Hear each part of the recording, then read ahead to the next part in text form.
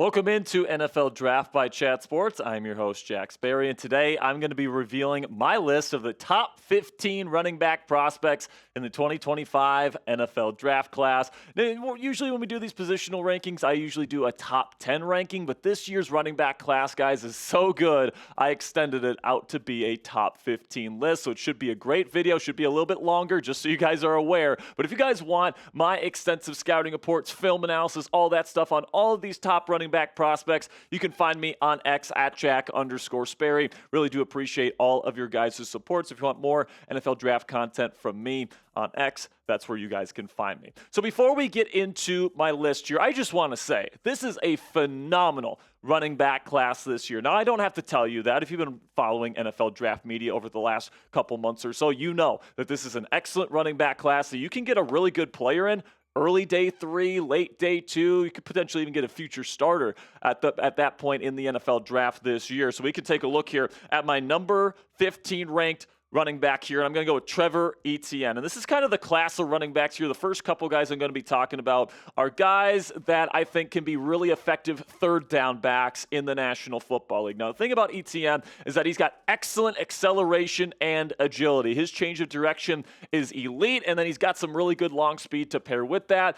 He showed some receiving chops at the Senior Bowl in Mobile this year. Now, the cons are his vision stinks, all right? He needs to get a lot better at deciding which lanes, which alleys, which gaps to go into, because right now that's not very good whatsoever. You guys can take a look at Trevor's RIS score here. Obviously, the speed is excellent at 4.42, but he's very undersized, and then he doesn't have great contact balance. The moment you lay your hands on him, he's going down, so he's not going to break a whole lot of tackles, and he's not going to be, I think, like a true number one running back, but as somebody that has the potential to be a really good third down back, as somebody that can catch the ball out of the backfield, somebody that's got really great agility, foot speed, acceleration, and long speed. He can be a big play threat as a number 3 running back or as a third down running back in an offense. I think he's going to go on day 3, but he certainly has some traits that you love. Number 14, I'm going to go with Brashard Smith out of SMU. And just like Trevor Etienne, Smith is more of a true third down back where he's going to be catching the ball out of the backfield. You can take a look here at his RES score,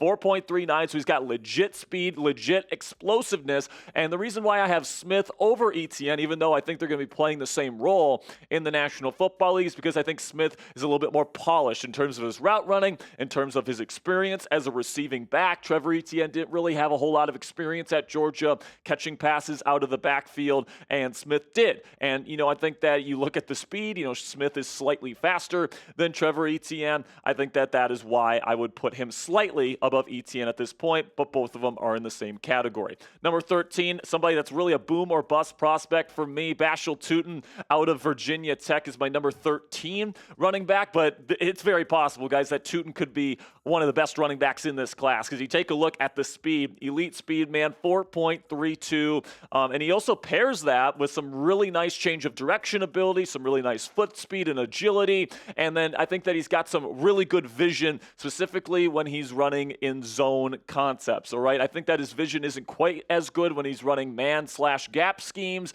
and plus he's got a fumble issue. I think he had 9 fumbles at his time there with Virginia Tech, so that is something that is going to be something that he really needs to clean up at the next level. He did have quite a few fumbles, but I think that he's probably going to have to go to a team that's more wide zone dependent, a team like maybe the Pittsburgh Steelers or any of the, the wide zone systems that we see, the Shanahan and McVay trees that are out there. But he's got really good competitive toughness. He can play with a little bit of power. He can break tackles, and he's got game-wrecking speed. So if you're looking for somebody on day 3 that could really be a great potential number 1 presence in a zone blocking scheme, zone running scheme, I think that Tutin is probably going to be your guy. Number 12, I got Damian Martinez, and I'm a big fan of the way this guy plays the position. Now, he's not going to be a physical freak, all right? He's not going to go out there and run away from a ton of people.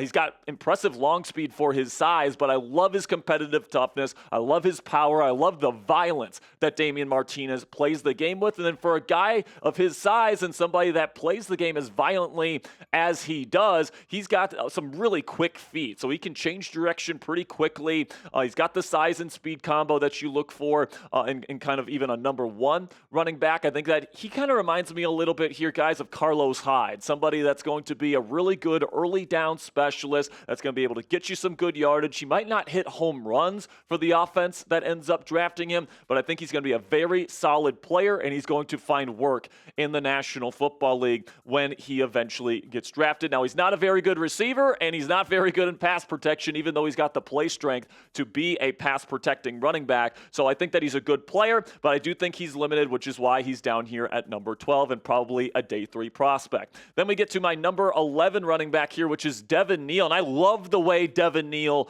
plays the position here, ladies and gentlemen. I think that his vision, I think that his instincts, I think his ability to make guys miss and, just understanding the position in the game itself, like his instincts are off the charts. Now, I wish that he tested better at the NFL Combine. It's not like he was terrible, like he was, 4.58 speed is not necessarily what you're looking for in a big play threat, but, the explosive scores were really, really good, and the size is kind of what you look for as well. So I think that Neal is a great player in a limited kind of package, right? I don't know if he's going to ever be like a top 10 running back in the National Football League, but this is how good this running back class is, guys. I think Devin Neal is going to be a starting caliber running back in this league, and he's going to be a really good back in this league right away just because of the way he plays the position, the way that he understands angles, the ways that he understands which, his vision is incredible. I think that he does a really, really good job, and especially in a zone run scheme, I think that he can be a number 1 running back for a team in the league right away. I think that he's a really good player, and he's definitely going to be able to find rotational work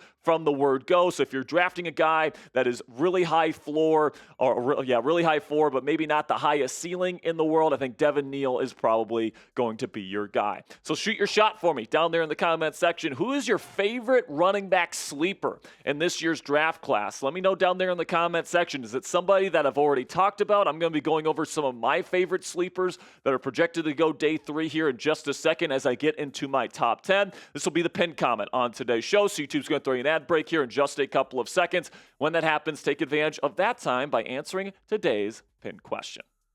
Number 10, I'm a little bit lower on Dylan Sampson here, guys. Now, I know some people really like the long speed and the acceleration and, all that stuff is really, really good with Dylan Sampson, all right? But I think his film is very underwhelming. I don't really like his vision, and I think that is going to be something that limits the type of running back he's going to be right away in the National Football League. And, it really does take him a little bit to get going. I think there's maybe only 1 or 2 plays where the acceleration and the speed really show themselves per game on his film, but he is still very young. He is still developing. He's only 20 years old, and he does have the game-wrecking speed and the acceleration in his tool belt that he can eventually use to develop into a legit top 10 running back in the National Football League. Now, I think it's going to take a little while for him to get there, but in a position here where shelf life is very important, getting a guy like Dylan Sampson who's only 20 years old and has as high of an upside as he has is the reason why I still have him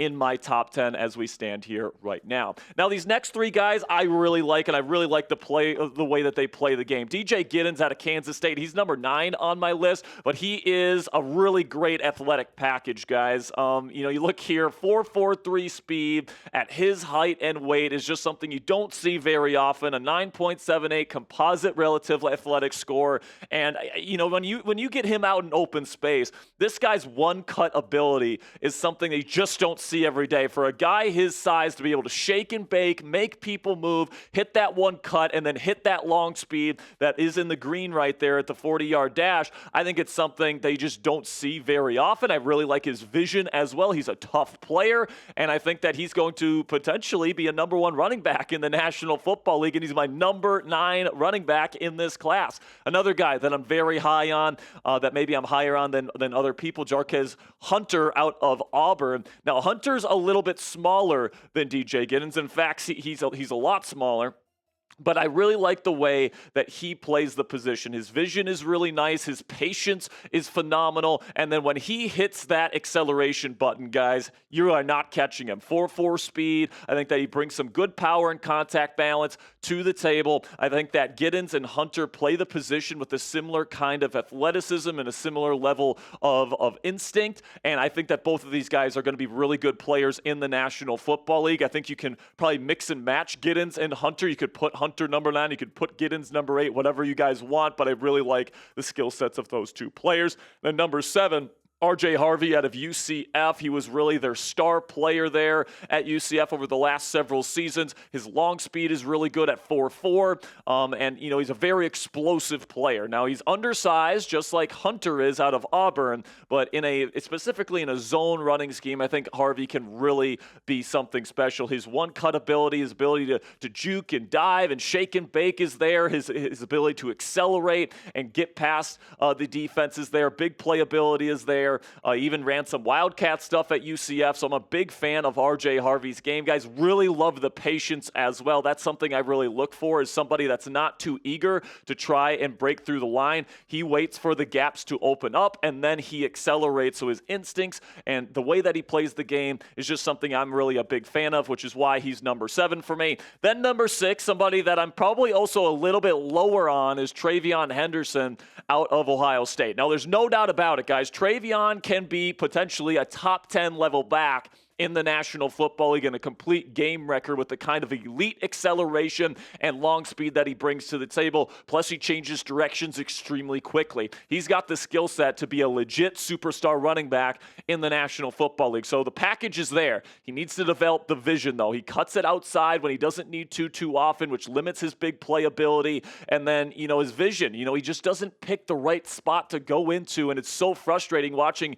his film, because one play will be like, oh my gosh, this guy's the best running back in this class, or at least up there with guys like the guys that we're going to be talking about here in my top 5. But the thing that limits him and takes him out of my top 5 is his inability to pick that right lane, to pick that right hole consistently. And I think that lack of vision could limit his upside in the National Football League. But if he can develop that at the next level, there's no doubt about it. He's got superstar potential. So what say you guys? Let me know down there in the comments section, who is the most overrated running back in the 2025 NFL draft class? For me personally, I'd probably say Dylan Sampson, just because I think his vision is really not where it needs to be right now. But let me know what you guys think down there in the comments section. In just a second here, I'm going to tell you about what you guys can get by subscribing to this channel. So when I'm talking about that, go ahead down there in the comments section to let me know who you think is the most overrated running back in this class. And with that, click that subscribe button if you haven't already, guys. We got daily NFL draft videos right here on NFL Draft by Chat Sports. We got in-depth player analysis like we're doing today, positional rankings like we're doing today. We got all the other positions coming up here in the weeks to come, leading up to the big day in Green Bay. We also have weekly mock drafts that we put up on this channel. We just put up Tom Downey's latest mock draft yesterday on this channel, so check that out if you haven't already. And oh yeah, it's all 100% free. You get this in-depth premium content, all 100% free every single day, guys. So click that subscribe button if you haven't already. Number 5 on my running back rankings here, I'm going to go Caleb Johnson out of Iowa, number 5. Now, I think Johnson is a little bit more scheme dependent than some of the guys that I have above him in my top 5. But if Johnson goes to a wide zone kind of scheme, I think that he has the potential to be a star in this league. All right, 6'1", 224 pounds, so he's got some good size to him. The long speed paired with that size, if he can get out into the open field past that 10-yard mark, good luck bringing this brother down, man. He's very tough. He's tough to bring down, and then when he pairs that with the speed, it's very difficult to get him down if he breaks through the initial line. He's got very good vision and play strength as well. Now, he needs to work a little bit. Now, I just don't know if I see him being like a shifty back that's going to make guys miss consistently. He's more of a one cut and run straight kind of guy. He does have a good stiff arm, but he's not somebody that necessarily is going to be shaking and baking you. He's going to be out there making explosive cuts and jukes, pairing moves together. He's more of just a straight line, kind of 1 foot in the ground, then run fast in a singular direction type of running back. And, in a wide zone system, I think that could be a star level running back with his ability to pick the right right lane with his ability to make that one cut and run forward, and then you pair that with the size and speed combination, which is very tough to bring down the field. He's a big play waiting to happen, especially in a wide zone heavy offense. So I think Caleb Johnson is absolutely worth being in the top 5 of anyone's top 5 running backs list this year. Number 4, this one's going to be definitely controversial to some people because some people think he's not even worth a day 2 pick because he doesn't have the long speed. But Cam Scatabo out of Arizona State has everything that you want in a starting running back except for long speed, all right? And speed, I think, is probably one of the most overrated aspects of a running back because, you look at some of the best running backs in the league, guys like James Conner, all right? I consider him easily a top 10 running back in the league for the Arizona Cardinals. Did not run a very fast 40. Now, Cam Scatabo, he brings everything else that you want. Contact balance. He makes guys miss. The only person in this class that makes guys miss at the rate that Cam Scatabo does is Ashton Jeanty, who we'll talk about here in a little bit. He's got excellent power. He's built super low to the ground, but he's 220 pounds. He's an absolute bowling ball that you have to bring down 20, 25, 30 times a game. Good luck doing that without absolutely tiring your defense out. He's got great quick feet. He can change directions like with the snap of a finger. He's got great receiving chops. He's one of the best receiving running backs in this class at 220 pounds. And then obviously the competitive toughness is off the charts, all right? So this is somebody that you put into your locker room that, if you want to wear out an opposing defense as your number 1 running back, you give the ball to Cam Scatabo. Is he going to run off 40, 50, 60-yard runs? Probably not, but is he going to consistently rip off 20, 30-yard runs and make multiple guys miss and pick up first downs? Absolutely. I love Cam Scatabo as a prospect. I think he's a future number 1 running back in this league.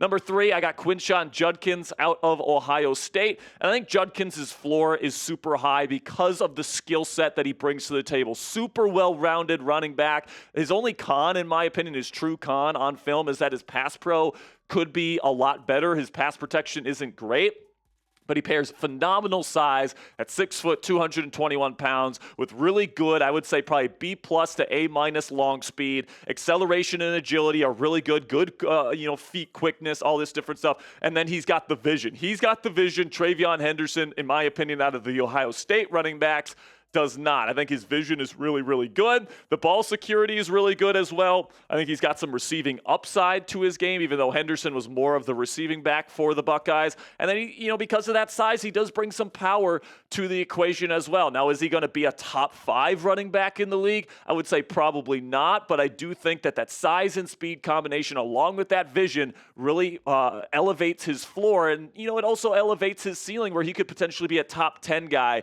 in the National Football League. Really like Quinshon Judkins. Think he should go in round 2. I only have 2 true first-round grades for running backs in this year's class, guys. The first one goes to Omarion Hampton out of UNC. And just like Judkins, Hampton is kind of like built in the lab, perfect size, perfect acceleration, perfect long speed, all these different things. He is really well built as an NFL running back, guys. The size and long speed combination is exactly what you want. The acceleration, contact balance is all there. The power at his size is certainly there. And I think that he's got the stamina to be a true workhorse back in the National Football League. So all of that is all there for Omarion Hampton. I think if a team wants to take him in round 1 of this year's NFL draft, he is certainly worth that pick, because if you are building a running back in a lab, you would be picking Omarion Hampton. But there's certain players that just have that it factor, guys, and that is Ashton Jeanty out of Boise State. He was a Heisman finalist for a reason last year,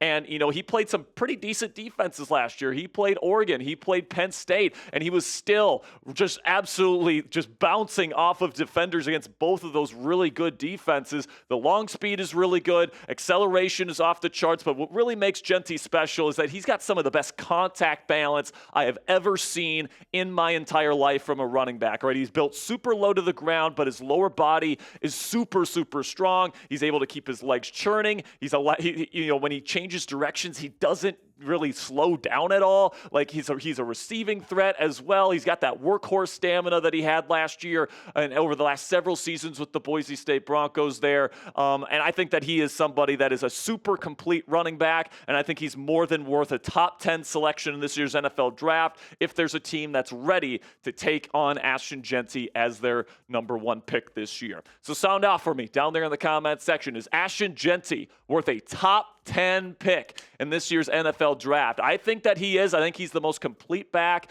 in this entire class, and he's got something that is super, super special, and that is the contact balance. And when you put everything else in his profile together, guys, you have one of the best running back prospects I have ever evaluated. So for me, I'm somebody that usually says don't draft running backs in round 1. I have 2 round 1 grades this year, and Jeanty is my number 1. So give me a yes or a no down there in the comment section. Before I say goodbye, here's some honorable mentions that didn't make this list. Like I said, there's a lot of really good running backs in this class. Jaden Blue out of Texas, Khalil Mullings out of Michigan, Taj Brooks out of Texas Tech, and Ollie Gordon II are some guys that are going to go probably round 5 at least, or round 6, maybe even round 7, that I think could still be contributors in the National Football League. Like I said, this is a generational running back class this year, guys, where there's probably like 9, 10 running backs that we might get that are true starters out of this class this year. So make sure you guys click that subscribe button if you haven't already. We are going to be getting you guys positional rankings at all the top positions this year. We already have our wide receiver rankings out on this channel, so you guys can check that out as well. We're going to have a bunch of great content coming your way surrounding the National Football League draft. So make sure you click that subscribe button if you haven't already. Until next time, guys, peace out.